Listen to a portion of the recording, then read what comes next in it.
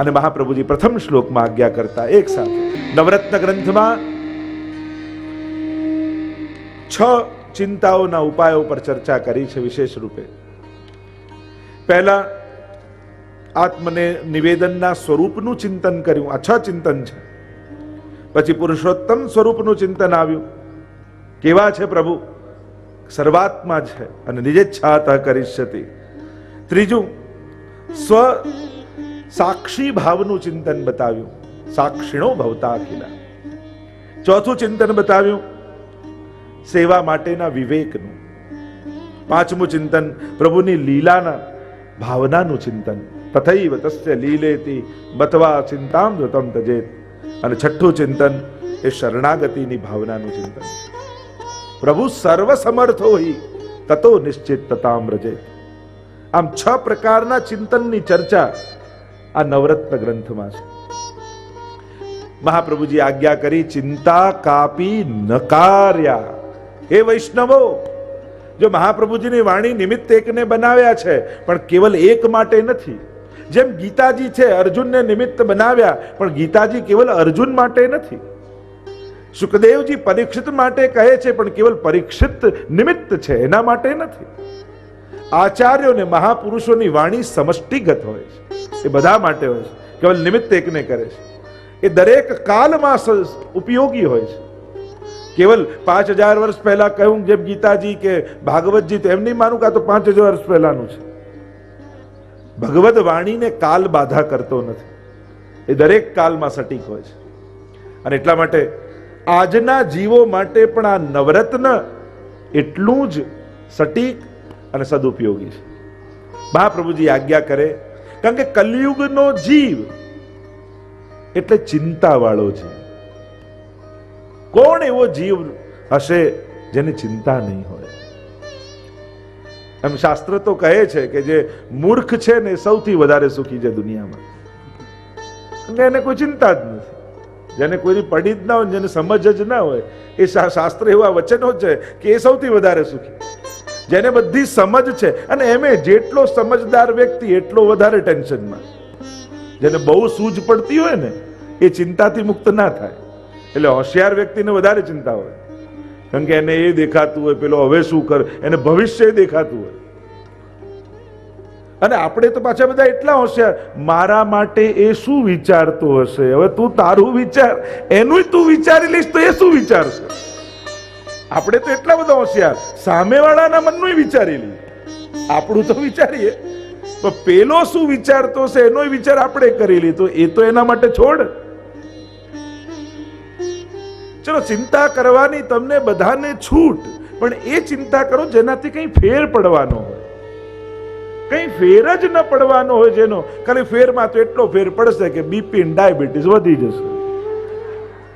બીજો કોઈ ત્રીજો ફેર જ ના પડવાનો હોય તો પછી એ ચિંતા કરવાનો અર્થ શું? મેં પહેલા જ કહ્યું ને કે અક્ષરો ઘૂંટવાથી ઘાટા થાય છે, ભૂસાતા નથી. આ ચિંતાઓ દુઃખને ઘૂંટવાનો પ્રકાર છે. કોઈ વસ્તુનું વધારે ચિંતન કરો ને, અને એમ પણ દુઃખ કરતા દુઃખનો વિચાર વધારે ભયંકર હોય. આવું થશે તો, આમ થશે તો, આમ થશે તો. દુઃખ આવે ત્યારે તો આપણે લડી લઈએ, પણ દુઃખ આવશે એનો જે વિચાર હોય છે ને એ દુઃખ કરતા ખતરનાક હોય છે. મહાપ્રભુજી આજ્ઞા કરે, ચિંતા કાપી નકાર્યા. કેમ ચિંતા કેમ ન કર? નિવેદિતાત્મભી કદાપિતિ ભગવાન અપી પુષ્ટિસ્થો ન કરિષ્યતિ લૌકિકીમ જગતિ. આ તો વૈષ્ણવની ચિંતા નહીં. અને વૈષ્ણવને ચિંતા શું છે કે પ્રભુ આ સંસારમાં રહું છું, અને સંસાર નથી ગમતો એવું પણ નથી. એવી કોઈ અવસ્થા નથી આવી ગઈ કે ક્યાંય રુચિ ન હોય, ક્યાંય આસક્તિ ન હોય, ક્યાંય મન લાગતું ન હોય. દરેક જગ્યાએ મન લાગે છે, એ દિક્કત છે. બધું જ ગમે છે, એ ભય છે. ચિંતા તો એની છે. કદાચ પ્રતિકૂળતાઓ હોય ને ક્યાંય બંધ બેસતું ન આવતું હોય અને બધેથી મન ઉઠી જાય, એ તો જુદી વાત.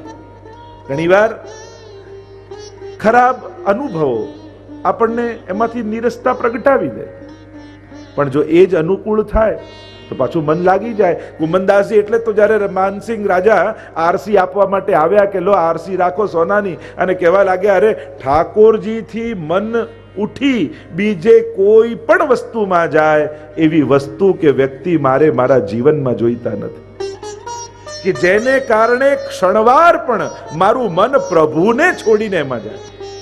આ ભક્તનું ચિંતન છે. તો અહીંયા જે ચિંતા ગોવિંદ દુબેને છે કે ક્યાંક મારી લૌકિક ગતિ તો નહીં થાય ને. મહાપ્રભુજી આશ્વાસન આપે છે, ચિંતા કાપી ન કાર્યા, ચિંતા ન કરીશ, કારણ તું નિવેદિત જીવ છું, તું સમર્પિત જીવ છું. અને સમર્પણ પણ તે કોને કર્યું છે? એ જ્ઞાન માર્ગી પરમાત્માને નહીં કે જે તટસ્થ થઈને જોતો રહેતો હોય, એ કર્મ માર્ગી પરમાત્માને નહીં કે જ્યારે શરણે જાઓ ત્યારે ચોપડા ખોલીને બેસે કે તે કેટલા સારા કર્યા અને ખોટા કર્યા. ભગવાન અપી પુષ્ટિસ્થો, તે પુષ્ટિ પુરુષોત્તમને શરણે ગયો છું તું. અને પ્રભુ પુષ્ટિસ્થ છે, વ્યવહારુ નથી, કૃપાળુ છે. એ તે જેવું કર્યું એવો બદલો નહીં આપે, એ એણે જે વિચાર્યું છે એવું ફળ તને આપશે. પ્રત્યેક જીવ માટે ભગવાને કંઈ વિચારી રાખ્યું છે. એટલે તારા કર્મો જોઈને તું પ્રભુ પાસે જતા ગભરાઈશ નહીં. એક વસ્તુ જીવનમાં યાદ રાખજો, પ્રભુ પાસે જ્યારે પણ જવાનો અવસર મળે ને ત્યારે પોતાના અપરાધ કે પોતાના દોષોનો વિચાર કરી રોકાઈ નહીં જવું, અટકી નહીં જવું. સેવા કરવાનો કે પ્રભુના શરણમાં જવાનો જ્યારે પણ અવસર મળે, અરે મારી અંદર તો આ ખોટી આદત, મારો તો આવો સ્વભાવ, મારા તો આટલા પાપ, મારા તો આવા અપરાધ, મને તો કાંઈ આવડતું, આ બધું વિચાર કરીને અટકી ન જતા. કારણ ગમે તેટલા દોષોથી ભરેલા છો, શરણાગત થશો તો પ્રભુ જ અપરાધોમાંથી મુક્ત કરી દેશે. અને પ્રભુ સિવાય કોઈ છોડાવનારું નથી આ જગતમાં. અપરાધોથી, પાપમાંથી મુક્ત કરવાનું સામર્થ્ય કેવલ ગુરુની કૃપા અથવા ઠાકોરજીના આશીર્વાદ, આ બે દ્વારા જ કર્મોમાંથી મુક્તિ મળી શકે. અર્થ સકળ તેનો સીધો, લીલા માએ તાણીને લીધો. એટલે તો વલ્લભાખ્યાનમાં પણ કહ્યું છે, ઠાકોરજી ક્યારે પણ સમર્પિત જીવની લૌકિક ગતિ નહીં થવા દે. તમે ભલે લૌકિકમાં રહો છો, લૌકિક આસક્ત છો, પણ જો પ્રભુને શરણાગત થઈને ભગવત સેવા કરતા હશો ને તો તમારા જીવનની છેલ્લી ઘડીએ પણ ઠાકોરજી તમારી આસક્તિઓ લૌકિકની ખેંચી લેશે. લૌકિક સ્વીકાર્યું છે એટલે સંભાળવું પડે. નાવ પાણી માટે જ હોય, પાણી ઉપર જ ચાલે. બસ વિચાર એટલો કરવાનો કે પાણીમાં નાવ ભલે રહે પણ નાવમાં પાણી ન આવી જાય. એટલે જ આપણે ત્યાં તો એમ કહ્યું કે આપણા લૌકિક સ્વજનોને પણ વૈષ્ણવ બુદ્ધિથી જોવા. અને એટલે જ્યારે પણ સુવા જઈએ ત્યારે બધાને ભગવત સ્મરણ કરીને જવા કે આ બધા વૈષ્ણવ છે એવો ભાવ રાખીને જવું, જેથી આપણું ચિત્ત લૌકિકમાં ન રહે. કારણ કે જ્યાં સુધી મન લૌકિક છે અને મન લૌકિક છે ને તો પ્રભુના કૃપાને અને પ્રભુના વ્યવહારને પણ આપણે લૌકિક રૂપે મૂલવી લઈએ છીએ. હું આટલી માળા કરું ને પ્રભુ મને આટલું આપે, આ લૌકિકતા છે. મેં આટલું કર્યું તોય ઠાકોરજી આમ ન કર્યું, આ લૌકિકતા છે. ઘણી બધી લૌકિકતા ગણાવી શકાય કે આપણે પ્રભુ સાથે કઈ રીતે લૌકિક વ્યવહાર કરીએ છીએ. બસ ચિંતાનો ઉપાય મહાપ્રભુજી બતાવે છે કે ચિંતા જો રોગ છે તો એની ઔષધિ શું છે તો કે ચિંતન. ભગવદ શરણાગતિનું ચિંતન એ જ એની ઔષધિ છે. એટલે તો આપણા ભગવદીઓ કહે ને કે ચિત્ત તું સિદ્ધને ચિંતા ધરે, કૃષ્ણને કરવું હોય તે કરે. જે મળ્યું છે એને પ્રસાદી માનીને સ્વીકારો, ભગવદ ઈચ્છા માનીને સ્વીકારો. કારણ કે તમારી બુદ્ધિથી વિચારવા જશો, મહાપ્રભુજી ત્યાં વિવેક ધૈર્યાશ્રયમાં પણ આજ્ઞા કરશે, પ્રાર્થિત એવા તત કિમ સ્યાત સ્વામ્ય અભિપ્રાય સંશયાત. આપણી માંગણી એ ભગવાન પર શંકાનું પ્રમાણ છે.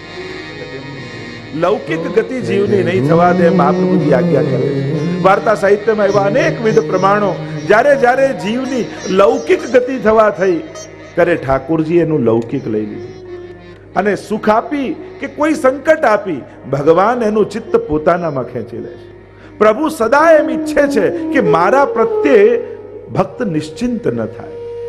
ચિંતા જ કરવી છે તો પ્રભુની કરો.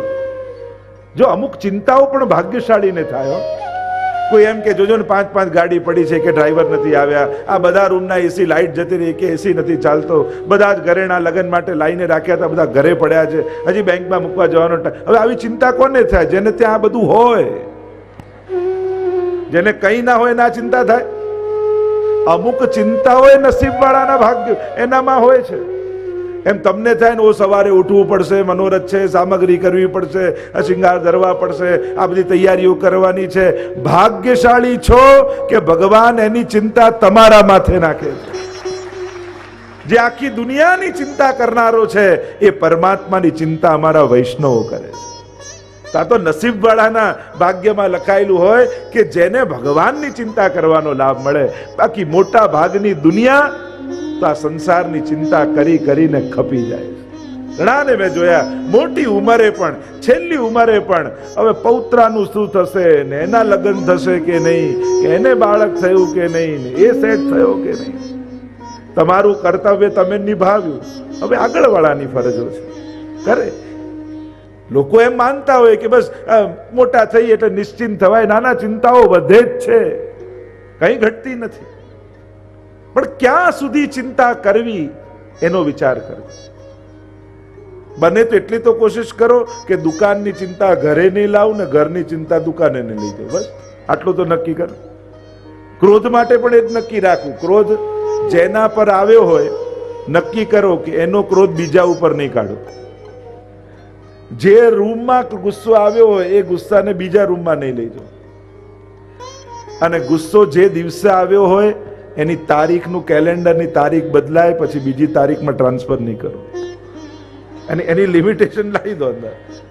એટલે આપમેળે થોડું કંઈક બંધનમાં આવી જાય. આપણે સેવા સત્સંગ એ બધાને એવું ટાઈમમાં 2 કલાક તો કરવાની છે, એટલે ત્રીજો કલાક તો ના જ કરવું.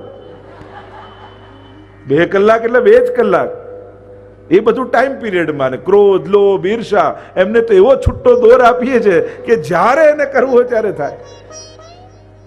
તો સારી વૃત્તિઓ બધી જ ટાઈમમાં બાંધી રાખીએ, ખરાબ વૃત્તિઓ 24 કલાકમાં.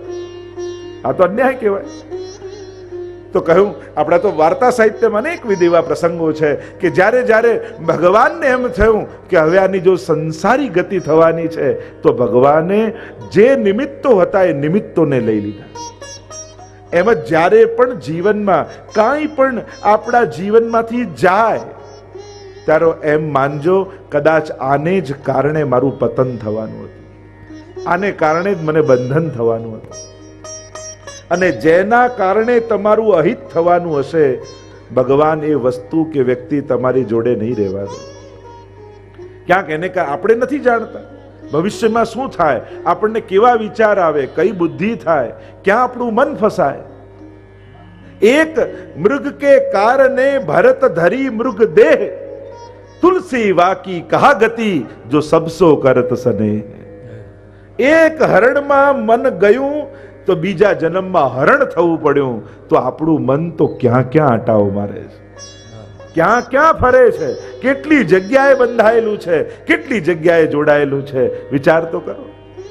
એક તાણું પડે નાવમાં ને નાવ ડૂબી જાય, આપણે તો કેટલા છિદ્રો લઈને ફરીએ છીએ.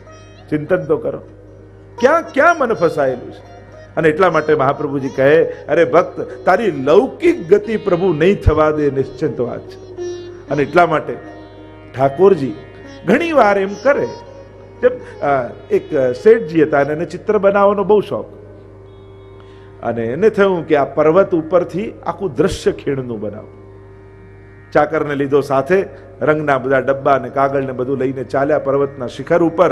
અને ત્યાં સુંદર પેઇન્ટિંગ કરી રહ્યા હતા સામેના દ્રશ્યનું. અને એટલું સુંદર ચિત્ર બનાવ્યું. અને પર્વતના શિખર ઉપર છે અને પોતાના બનાવેલા ચિત્રને જોવા લાગ્યા. થોડા પાછળ જતા જતા કેવું સુંદર છે, આ એંગલે કેમ લાગે, આમ એમ થોડું પાછળ એક સ્ટેપ પાછળ જતા જાય ને જોતા જાય. અને હવે એમને ભાન ન રહ્યું ને ચિત્રમાં એવા ખોવાઈ ગયા કે બસ 2 ડગલા રહી ગયું ને ખીણમાં પડે. ચાકરે આ જોયું કે અરે શેઠજી પડવાની તૈયારીમાં છે, હું બૂમ પાડીશ તો કદાચ ગભરાઈને પડી જશે. શું કરું? એને રંગનો ડબ્બો હાથમાં હતો, એ ચિત્ર ઉપર ઢોળી દીધો.